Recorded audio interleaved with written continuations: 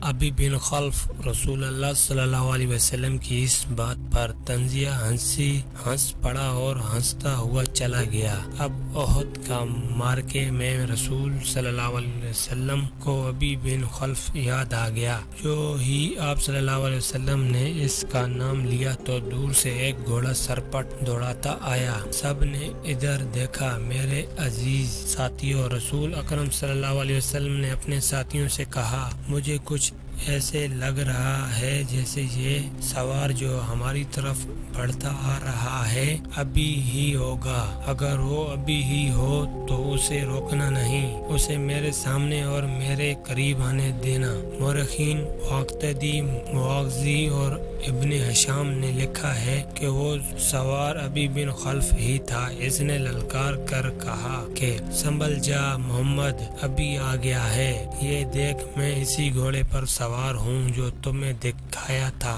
رسول صلی اللہ علیہ وسلم کے ساتھیوں میں سے 3-4 نے آگے ہو کر کہا، ہمیں اجازت دیں کہ اسے آپ صلی اللہ علیہ وسلم کے قریب آنے تک ختم کر دیں۔ نہیں، رسول اکرم صلی اللہ علیہ وسلم نے کہا، اسے آنے دو، میرے قریب آنے دو، اسے راستہ دے دو۔ رسول کریم صلی اللہ علیہ وسلم کے سر پر زنجیروں والی خود تھی۔ اس کی زنجیریں آپ صلی اللہ علیہ وسلم کے چہرے کے آگے اور دائیں بائیں لٹک رہی تھی۔ آپ صلی اللہ علیہ وسلم کے ہاتھ میں برچی تھی اور تلوار نیام میں تھی۔ ابھی کا گھوڑا قریب آ گیا تھا۔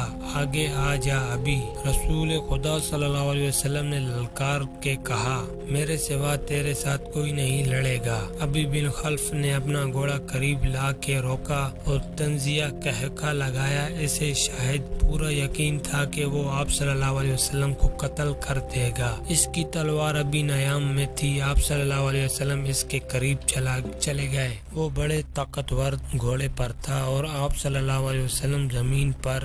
اس نے ابھی تلوار نکالی ہی تھی کہ آپ صلی اللہ علیہ وسلم نے آگے بڑھ کر اور اچھل کر اس پر برچھی کا وار کیا۔ وہ وار بچانے کے لیے ایک طرف کو جھک گیا لیکن وار خالی نہ گیا۔ آپ صلی اللہ علیہ وسلم کی برچھی کی انی اس کے دائیں کندھے پر ہنسلی کی ہڈی سے نیچے لگی۔ وہ گھوڑے سے گر پڑا اور اس کی پسلی ٹوٹ گئی۔ مورخ لکھتے ہیں کہ رسول خدا صلی اللہ علیہ وسلم کا وار اتنا کاری نہ تھا کہ ابھی جیسا قوی ہیکل آدمی اٹھ نہ سکتا۔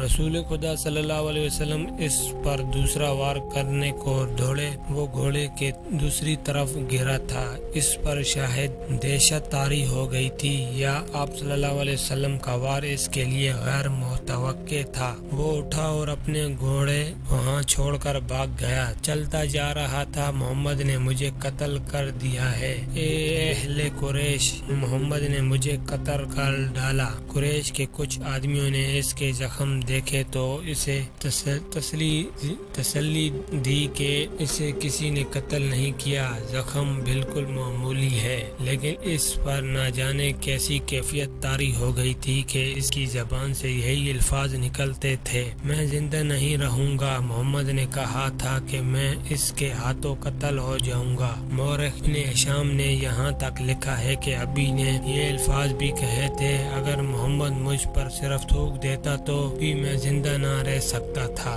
جب احد کا معرکہ ختم ہو گیا تو ابی قریش کے ساتھ مکہ روانہ ہو گیا۔ رستے میں انہوں نے پڑاؤ کیا تو ابی مر گیا۔ خالد کو آج 4 برس بعد وہ وکل کی بات کی طرح یاد آ رہا تھا۔ اسے یقین نہیں تھا کہ مسلمانوں کو اہل قریش کچل کر رکھ دیں گے، لیکن مسلمان جس طرح جانیں قربان کر رہے تھے اس نے خالد کو پریشان کر دیا۔ یوں لگتا تھا جیسے مسلمان پیادوں سے قریش کے گھوڑے بھی خوف زدہ ہیں۔ خالد نے اپنے گھوڑے کو ایڑ لگائی اور اس خونریز معرکے میں ابو سفیان کو تلاش کرتا اس تک پہنچا، کیا ہم مسلمانوں کو فیصلہ کن شکست دینے کے قابل نہیں رہے؟ خالد نے ابو سفیان سے کہا، کیا قریش کی ماؤں کے دودھ ناقص تھے کہ یہ ان مٹھی بھر مسلمانوں سے خوف زدہ ہو جا رہے ہیں؟